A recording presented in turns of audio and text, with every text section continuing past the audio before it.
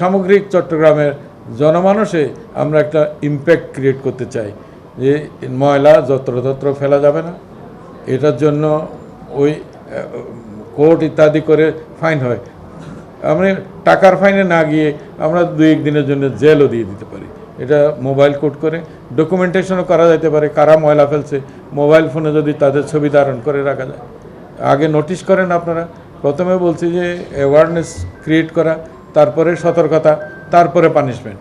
ধীরে ধীরে এই পর্যায়গুলো এই ইম্পোজিশনে যদি আসে উল্লেখযোগ্য অগ্রগতি এই সমস্ত ক্ষেত্রগুলোতে হইতে পারে।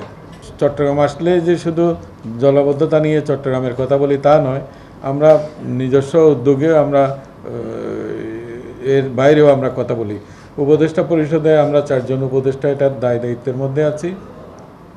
প্রতি সপ্তাহে আমরা একজন উপদেষ্টা চট্টগ্রাম আসব শুধু আপনাদের সাথে থাকার জন্য।